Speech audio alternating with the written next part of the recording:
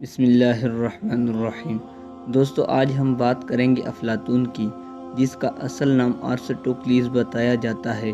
یونان کے مؤثر ترین فلسفیوں میں سے ایک ہے۔ افلاطون کی پیدائش 428 یا 427 قبل مسیح میں ایتھنز، یونان میں پیدا ہوا۔ افلاطون سقراط کا شاگرد اور متعدد فلسفیانہ مکالمات کا خالق اور ایتھنز میں اکیڈمی نامی ادارے کا بانی تھا، جس میں بعد ازاں ارسطو نے تعلیم حاصل کی۔ افلاطون نے اکیڈمی میں وسیع پیمانے پر تعلیم دی اور بہت سے فلسفیانہ موضوعات، جن میں سیاست، اخلاقیات اور علمیات بھی شامل ہیں۔ افلاطون کے مکالمات اس کی اہم ترین تحریریں ہیں، اگرچہ اس سے بعض خطوط بھی تک پہنچتے ہیں۔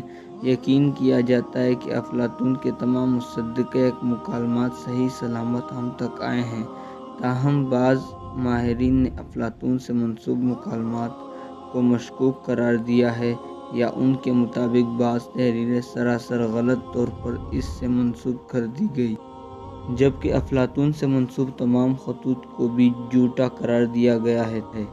سقراط افلاطون کے مکالمات کا کم و بیش مرکزی کردار ہے، مگر یہ فیصلہ کرنا مشکل ہے کہ تحریر کردہ دلائل میں سے کون سے افلاطون کے اور کون سے سقراط کے ہیں، کیونکہ سقراط نے بذات خود کچھ تحریریں نہیں کیں۔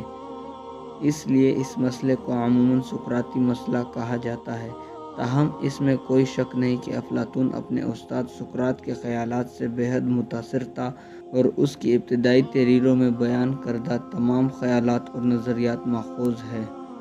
افلاطون 349 یا 348 قبل مسیح میں فوت ہوا۔ انشاءاللہ اگلی ویڈیو میں ملتے ہیں۔ اللہ حافظ۔